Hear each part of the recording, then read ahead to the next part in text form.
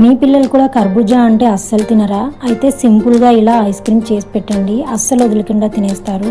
ఇంకా ప్రాసెస్ వచ్చేసి ఒక గిన్నె తీసుకొని 1/2 లీటర్ పాలను వేసుకొని అవి హాఫ్ అయ్యే వరకు బాగా మరిగించుకోవాలి. ఈ లోపు కర్బూజాని కట్ చేసుకొని లోపలి విత్తనాలన్నీ పక్కకు తీసేసి కండ మొత్తాన్ని కట్ చేసుకొని మిక్సీ జార్లో వేసుకొని మెత్తగా పేస్ట్ లాగా మిక్సీ పట్టేసుకోవాలి. నేను ఇక్కడ కర్బూజాలోనే ఐస్ క్రీమ్ వేయాలనుకుంటున్నాను కాబట్టి ఇలా తీసాను. మీరు నార్మల్గా కట్ చేసి ప్యూరీ చేసుకోవచ్చు.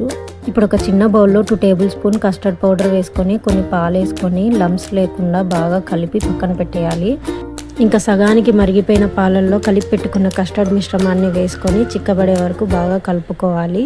కొద్దిగా వెనిలా ఎసెన్స్ కూడా యాడ్ చేసుకొని ఒకసారి కలిపేసి స్టవ్ ఆఫ్ చేసుకొని కస్టర్డ్ మొత్తం చల్లారేంత వరకు వెయిట్ చేయాలి. కస్టర్డ్ చల్లారిన తర్వాత ముందుగా రెడీ చేసి పెట్టుకున్న కర్బూజా ప్యూరీ మొత్తం వేసుకొని బాగా కలిసేటట్టు కలిపేసుకోవాలి.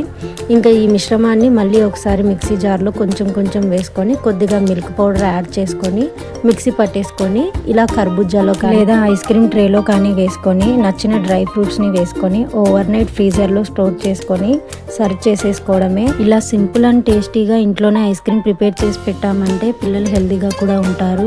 ఇంకా టేస్ట్ ఎలా ఉందో పిల్లలు తిని చెప్తారు, వినేయండి.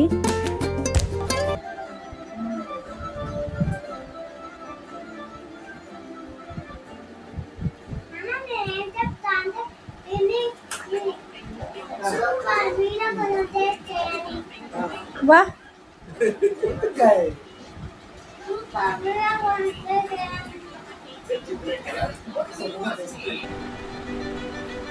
సూపర్.